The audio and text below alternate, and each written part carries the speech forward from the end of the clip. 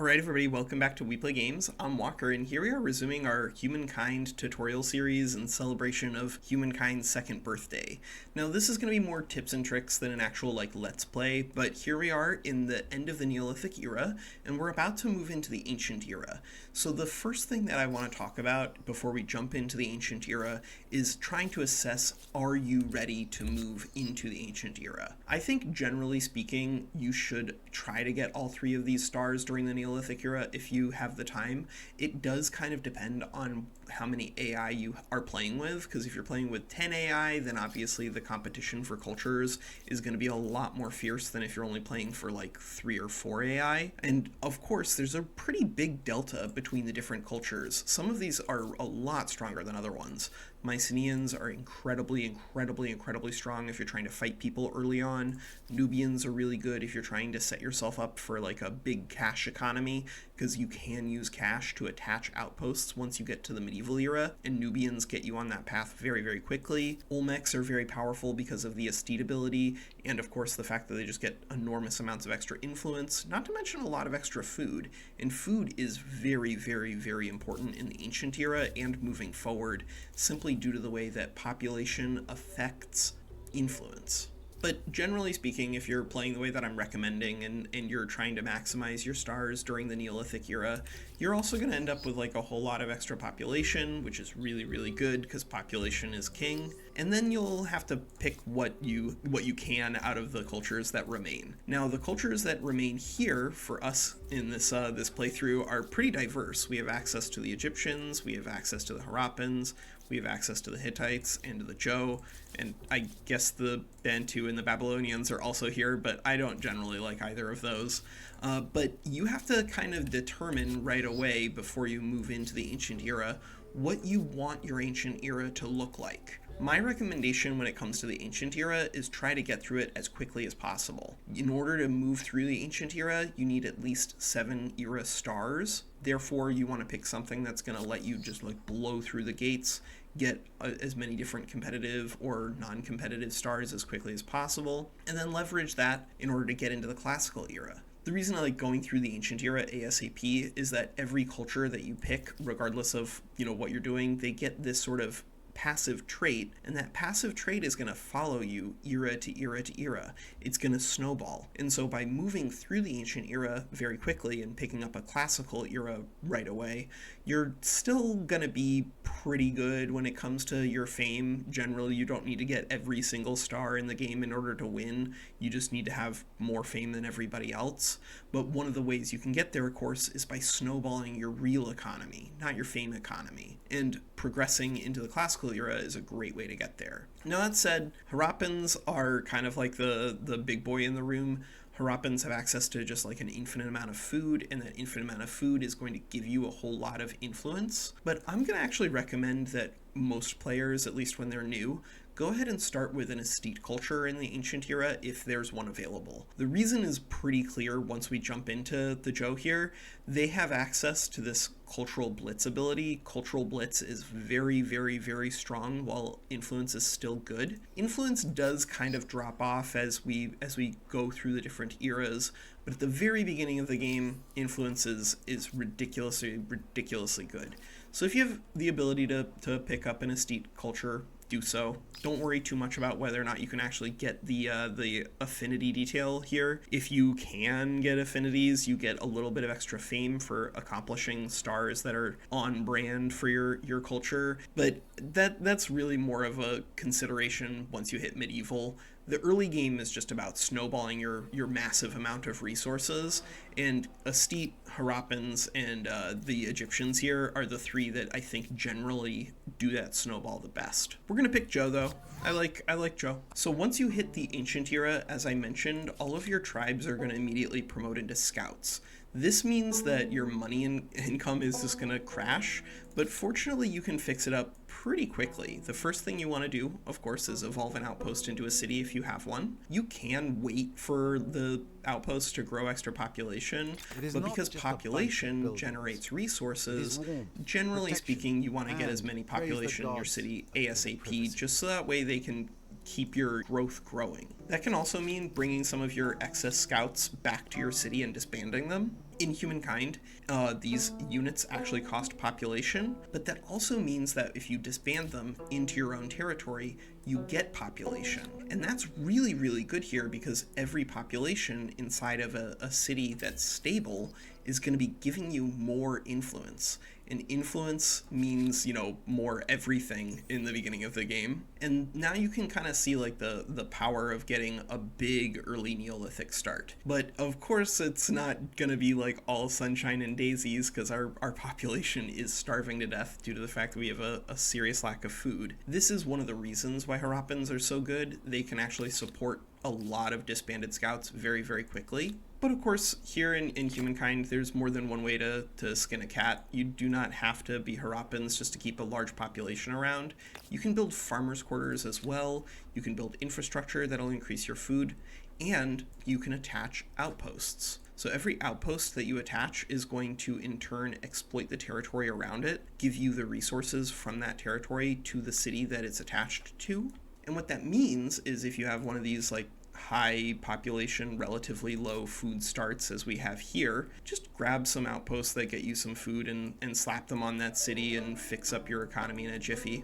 Also critically important is that in the ancient era, animal hunts no longer generate influence or food, rather they generate money. And that can be a good thing and a bad thing, just kind of depends on what you're looking for.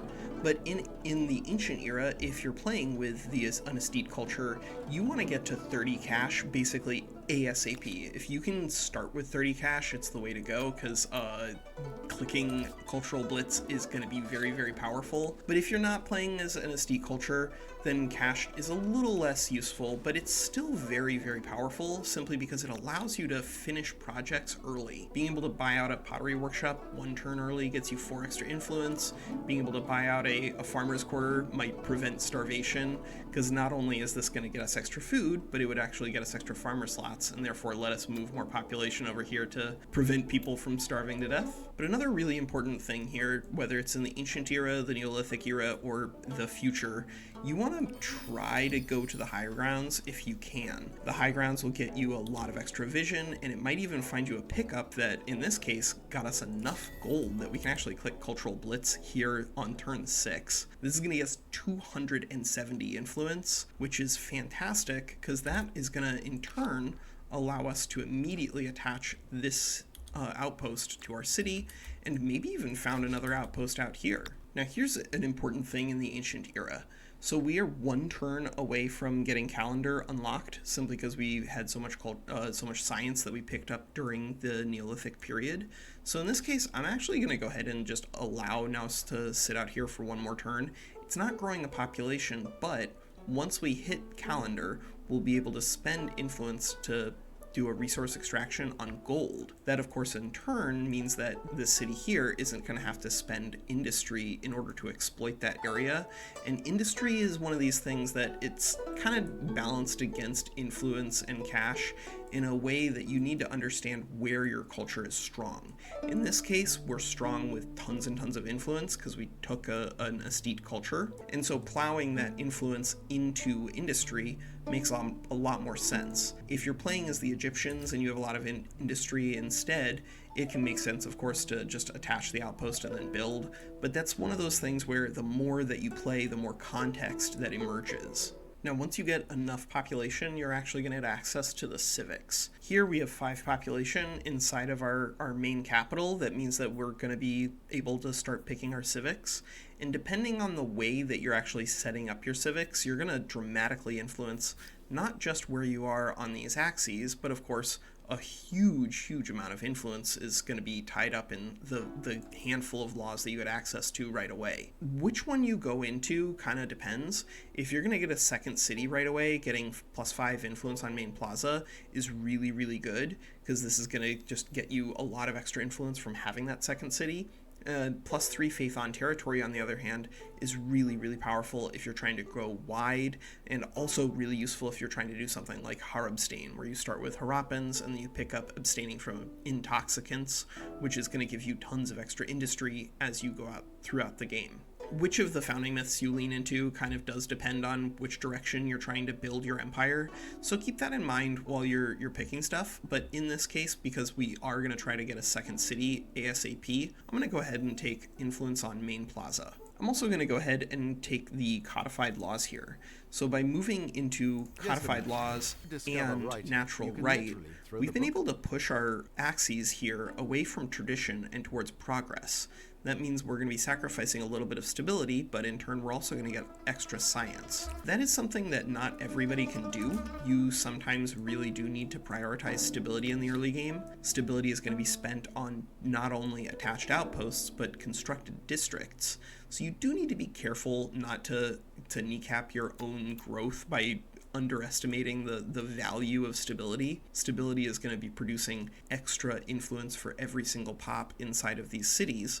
But if you're in a position where you can get as much of territory as we're probably going to be able to grab here, you're going to need stability a little less as Joe. The culture that we picked has a nice little stability bonus, and that means that you can kind of ignore that a little bit. So here's another important trick here in terms of ancient era military plays. You should be aware right away of the behaviors of the AI that you're looking at. So in this case, we have an AI that doesn't have any sort of defensive bonuses. They have +1 combat strength on emblematic unit, +5 industry on maker's quarters, traitorous, adaptive, but none of this is defensive stuff. And traitorous means I do not trust this AI. I think long-term Gilgamesh here is going to be a problem. So we're actually going to refuse the proposition for a non-aggression pact and aim to eliminate him, or at the very least conquer some of his territories. Because here's like the really big trick when it comes to the ancient era.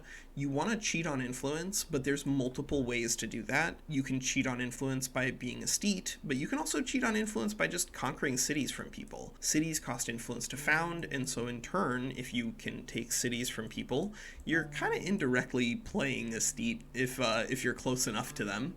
And in this case, we're really close, so it should be pretty easy for us to take this out and then save just an enormous amount of influence down the road. Now here's an important little tip and trick. If you found an outpost, you can also move the outpost by just spending a tiny amount of influence. So here, this tile is 12 food and 2 industry. That means that it's going to build very, very slowly. You see here it says 6 turns, but if you want, what you can do is you can found an outpost on a tile that has a lot of extra industry, and then the next turn, once it's actually been founded, you can actually move it for just a pittance of influence to the tile that you actually wanted. That's going to allow us, of course, with this tile here in Tehat, to allow Haojing to stop starving to death, at least hopefully. Now we can move that outpost over to this, which is going to sacrifice 6 industry but get us 6 more food, and that only costs us a tiny amount of influence. So now we can go ahead and grab both of those resources, and we'll still have enough influence to attach this new outpost. Now, in the event that you don't have enough, it's still not the end of the world. Attaching outposts is one of the things that's critically important to these era stars. Each of them in turn, of course, asks you to do something. Aesthete asks you to get more influence. Expansion asks you to attach more territories to cities. Builder asks you to build districts. Agrarian asks you to have population. Merchant asks you to get money. Science asks you to research technologies. And militarist asks you to destroy military units. Now, militarist does not count destroying animals, just actual military units. So you might need to get into a war in the ancient era in order to ensure that. But free city pops and units do count towards that accomplishment. So even if you don't have an enemy nearby who you can fight really early on, if you want to get through the militarist stars and get the fame there, you can still do it. You just need to position yourself well and get a little lucky in terms of the spawns for free cities. They are not super reliable in the ancient era. So here's another important tip about the ancient era. If you can pick up fishing, then you can kind of do the same thing that we're doing with this outpost out here. Spent a little bit of influence to build this horse extractor and build this artisan's quarter on our ambergris. But if you have fishing, you can do the same thing with these outposts. You can spend a little bit of influence to drop down a harbor. Now, you don't really want to be doing that if you don't have a ton of influence, because influence is going to be stretched pretty thin no matter what. But this is one of the good reasons for playing Cultural Blitz, playing the estate culture as early as you can is it allows you to leverage technology in a very, very powerful way. Getting more construction points by just dropping down some really nice fishing harbors out here can get us a lot extra food and therefore support a growing population in our capital. Now here's another important tip in the ancient era. If you pick up the carpentry technology, you can use scouts to clear forests, which is going to be sacrificing a little bit of long-term growth. By removing the woods here, we are going to be losing the industry on that tile. But of course, because of the way the game works, we're not going to be able to exploit that tile for a really long time. If we had hamlets, we could put a hamlet over here that would exploit this territory. That would be really nice. But right now we're only getting 20 industry per turn on the city at the moment. And by using this scout to do a little bit of clearing of woods over here, we're going to funnel construction into our city, therefore allow us to grow a lot faster. And of course, by growing faster, we're going to get access to, higher technologies. Maybe we'll progress through our eras a lot quicker. But regardless, don't be afraid to cut down trees in the event that you can see a good opportunity and the tree is far away from any sort of exploitation. Because you're not going to be getting good value out of it anyway. You might as well get some industry for your pops, because that is ultimately what scouts represent. If you have scouts on the board, they could be disbanded into a city and therefore get you growth that way. Or you could keep them out on the map, keeping your military strength high. But importantly, if they're doing nothing, if they're literally just standing around, you're getting no value out of the population and you might as well have disbanded it. But by keeping the scout here and chopping this forest, it's not consuming food, which is going to allow our new second city to grow a little faster. And so that's where the tension in the ancient era starts to emerge. You want to be balancing growth on as many different sides as possible. So here's an important note. We are now at 7 out of 21 stars. That means that we can actually go ahead and transform into the classical era if we so desire. But I think that if you can pick up a star next turn, that's when I think generally it's recommended to wait. Don't wait if you're 5 turns out from your next star. Then just go ahead and move into the next era, pick up the value of being a stronger culture. But here you can see we're at 6 out of 7 science, required to score the next era star on science, and we're 1 turn away from making progress here. We'll pick up wheel next turn. If you care about the emblematic unit, you also have to research the technology required for the emblematic unit before leaving the era that you're in. Otherwise, you just don't get access to that emblematic unit. That's a little less important in the beginning of the game, especially if you're playing as Joe, because their emblematic unit is just outrageously expensive. You're not going to build a lot of these things. But if you're 1 turn away from getting a little bit extra fame, I recommend waiting. That's when you wait. Another good reason to wait 1 more turn would be able to click Cultural Blitz 1 turn earlier, but that is kind of dependent on what your goal is with your next culture, because if you're going from the Joe, and we were to, for instance, pick up the Mauryans here, another estate culture in the next era, then we would actually want to be clicking Cultural Blitz with the classical era culture rather than with the ancient era, because the way that Cultural Blitz scales up, the further you are into the different eras, the more culture you'll get. And so that's something where you do need to scale it based off of what your goal is for your culture, and for that matter, what your goal is for your empire. But I think we are ready to ascend into the classical era here with our playthrough. So we're going to pick that up with our next episode here on We Play Games. That's Walker. Take care.